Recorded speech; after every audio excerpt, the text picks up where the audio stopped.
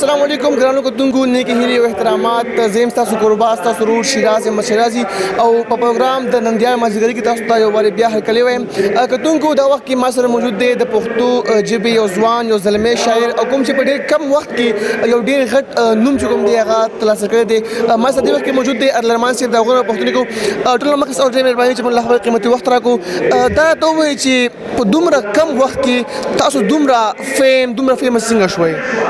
دا یو لاشعوري هڅه وه ډېره زیاته مننه خو دا یو لاشعوري هڅه وه بس ما خپل یو پیج جوړ کړی و ما به خپل دغه ټکه پکې شعرونه ویل نو بس نه یم پوه چې څنګه او ولې خو بس د ملګرو خوښ شوي دي دا ته ووایي چې تاسو ژوند څنګه روان دی او دا وخت تاسو د شاعرۍ نه هټ کې نور څه هلې ځلې کوئ؟ د شاعرۍ نه هټ کر چې دی نو زه خو یو سټوډنټ یم د لسم کلاس اګزام مې اوس ورکو اسلام فری یم او نور خو هېڅ نه کوم او د رڼا پښتو ادبي ټولنې صدر یم نو بس دغه ادبي پروګرامونه کوو د لسم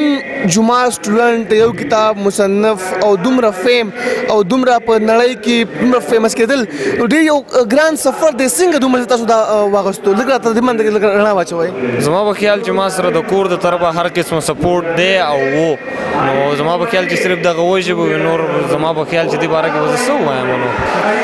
زمونږ دې وخت تاسو کتونکي ګوري که هغو ته خپل یو تازه کلام وړاندې کوي تاسو به ډېره مهرباني وي د څه شعرونو نه مخکې څه شعرونه وایم چې یاره چې خدای خبر د چا سره دی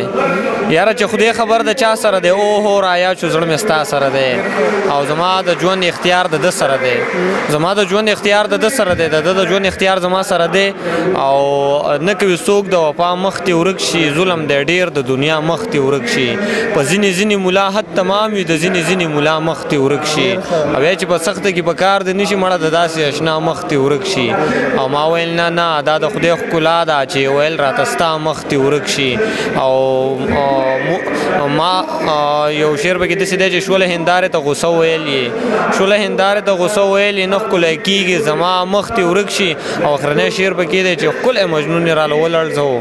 ښکلی مجنون یې راله ولړزوو یا د بدرنګې لیلا مخ ته ورک شي ارلرمان صاحب دې وخت تاسو مسافرونه ګوري یقینا چې هغو موږ نشو هېرولی که زموږ مسافرو ته یو څوک شعرونه خپل ډالۍ کړي نو ډېره مزه به وکړي ستا بېوفایي نه تنګ راغلی یم خپلې بېوسۍ نه تنګ راغلی یم مور له مې دارو اخیستی نه شم ډېرې غریبۍ نه تنګ راغلی یم تا را یادوي راته د دې حسن خدایږو د سپوږمۍ نه تنګ راغلی یم او ته خوبونو ستړی کړې د خان زویه زه د مزدورۍ نه تنګ راغلی یم نن راته وویل ارمانه بس ستا د شاعرۍ نه تنګ راغلی یم ډېر ښه ډېر زبردست ارلرمان صاحب چونکې زما تعلق د بټګرام سیمې سره دی او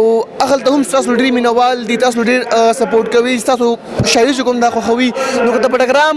پښتنو ته یو څو شعرونه ووایي ډېر شکریه ادا کړي ډېره زیاته مننه دا زوړ به بیکه شوی نوی باب راله به کار دی لږ پاسېږه پښتون انقلاب راله به کار دی د وخت قاتله غوږ ونیسه ښه صفا یې واوره ټوپک راله به کار نه دی کتاب راله به کار دی دا تند مې د امن په یو ګوټ چرته ماتېږي دې تندې ماتولو له دریاب راله به کار دی ای ستا دې چې دا ټوله باغچه زه مړه خیر دی خو بس دې باغچې نه یو ګلاب راله به کار دی ارمانه داسې چې بخلوس مه راته ودرېږه ارمانه د سوالونو مې جواب راله به کار دی ډېره مهرباني تاسو موږ له خپل قیمتي وخت راکړو کتونکو دا موږ سره ارلرمان صاحب چې یقینا ډېر خوندور کلامونه ډېر زبردست شعرونه هغو وړاندې کړه تر بله پروګرام پورې خپل کوربا خپل مینوال شیراز احمد شیرازي ته ورکړي اجازت په لوی الله مو سپارم د لوی الله په امان